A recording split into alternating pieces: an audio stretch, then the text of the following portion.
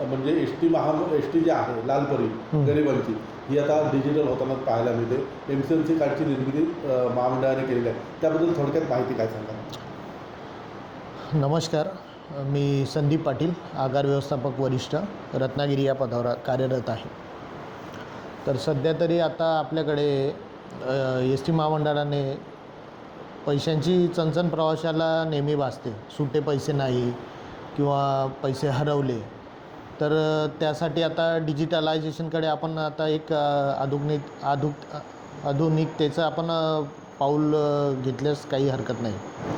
तर तसंच आता NCMC म्हणून कार्ड चालू करणार आहोत आपण. तर ते नॅशनल कॉमन मोबिलिटी कार्ड म्हणून असं एक त्याचं डिटेल आहे. तर ते कार्ड आपल्याला रजिस्ट्रेशन करायचं असेल तर स्टँडवर जायचं, म्हणजे आता आपले एजंट चालू होतील. तर स्टँडवरती जाऊन प्रवाशांनी तिथे जाऊन आधार कार्ड, मोबाईल नंबर, तर ते रजिस्ट्रेशन नोंदणी केली की ते कार्ड असं एवढं कार्ड असेल ते आधार कार्डसारखं तसं आपल्याला ते प्रवाशाला दिलं जाईल.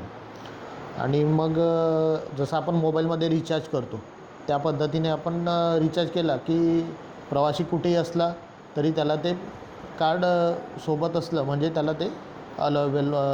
ATM कार्ड असतं, आपलं ATM मशीन असतं कंडक्टरकडे, ते कार्ड रीड केलं की स्कॅन होऊन ते रीड होत जाईल, म्हणजे त्याला प्रवाशास पैशाची देवानीची गरज नसेल. आणि सेम आपलं मोबाईलसारखं आहे. जसं आपण 100 रुपयाचा 50 रुपयाचा जो काही XYZ रिचार्ज करतो तशा पद्धतीने आपण मोबाईलमध्ये आपलं त्या कार्डमध्ये स्टोअर करू शकतो. अशा पद्धतीने आपलं डिजिटलायझेशनकडे वळतो आहे. आता त्याचा फायदा नक्की कोणाला होणार आहे? त्याचा फायदा म्हणजे विद्यार्थी, जसे आपण पत्रकार,